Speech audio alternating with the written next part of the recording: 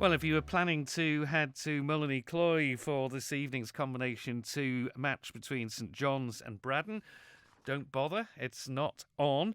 Postponements also notified ahead of tomorrow, indeed Sunday already too.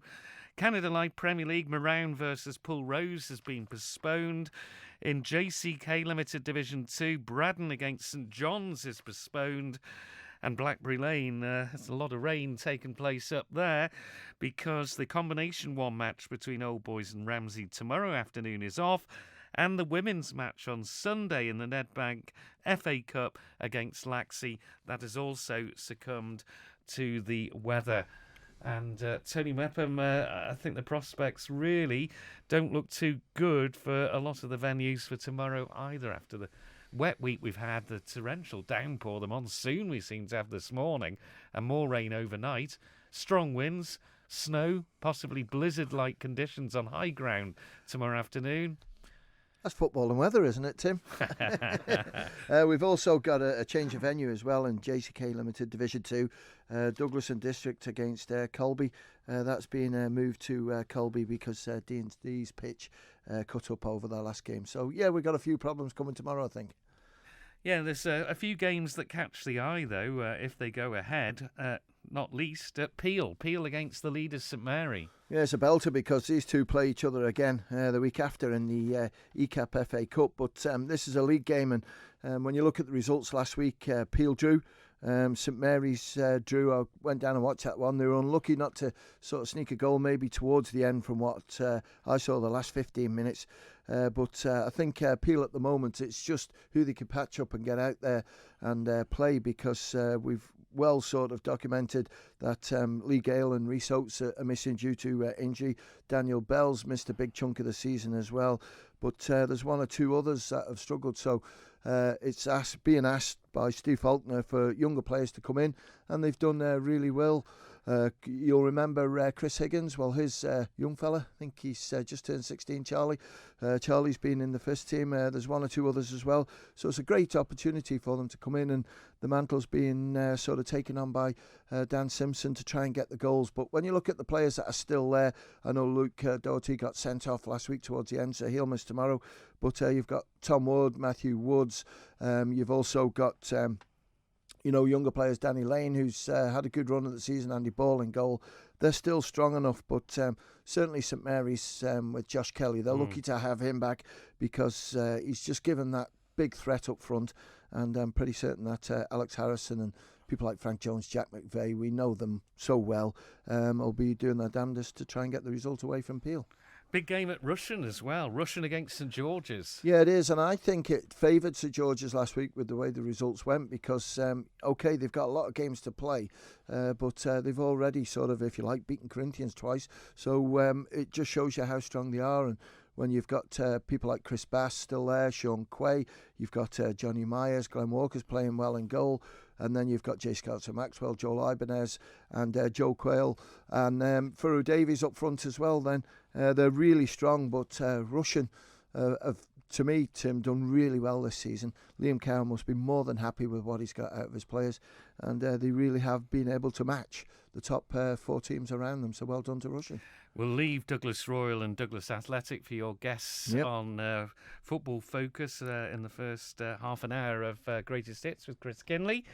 But the other game to look at in the top flight, Ramsey Old Boys. Well, it is, and I think it's a little bit more pressure on Ramsey, because you see Old Boys, picking up points along the way. But Ramsey last week, it was a big game for them against Pulrose, and the points were shared. So Douglas High School Old Boys will fancy the chances. Ramsey's pitch must be doubtful, Tim, because the amount of rain that we've had, it's put paid to a lot of the pitches out there, and if it does go ahead, then it's going to cut up. So we'll wait and see what tonight brings.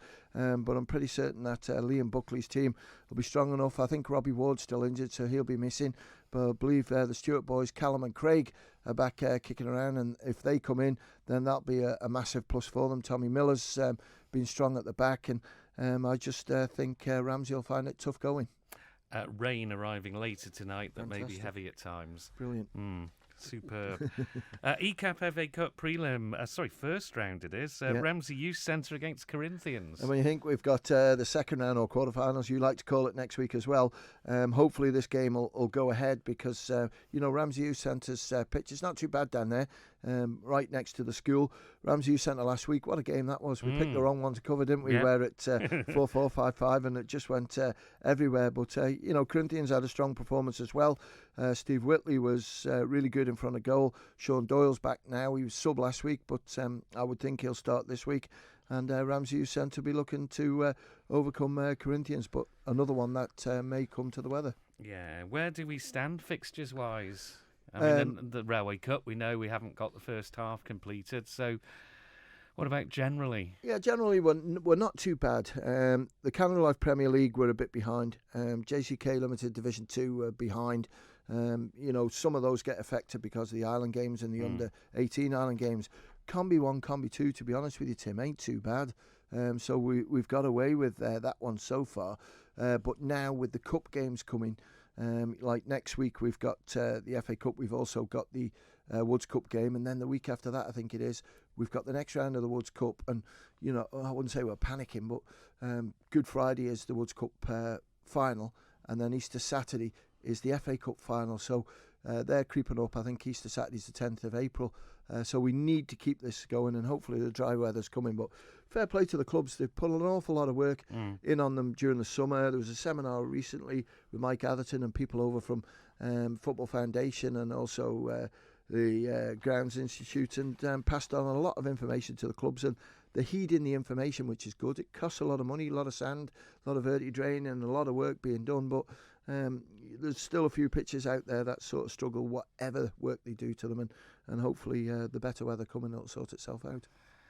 Division 2 tomorrow. Unfortunately, the real top game, Braddon v St John's, already gone. Yep.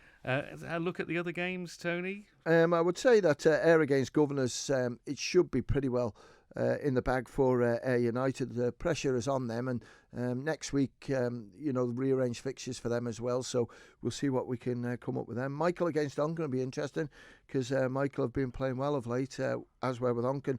Struggled a little bit, and D&D against Colby. What a great result that was for D&D last week, and against Ramsey Youth Centre. That's one of the big boys, so they've done well.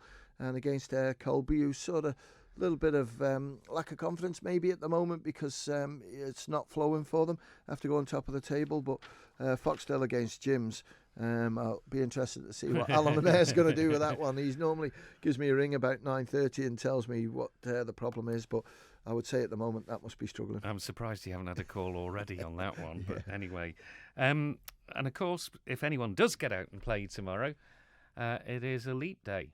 Yeah, I believe so. Yeah. So Saturday the 29th of February. Do you know what the last one of those was? No, go ahead. 1992 was the last time we had a Saturday where people could play, and say they played on the 29th of February. Wow. Well, it just shows you, and 1992, I hadn't met you by then, I think, 1992. No. Because you started in Manx Radio in 1994. 97. 97, was it? Yeah. 97, 95, 96, I started the radio.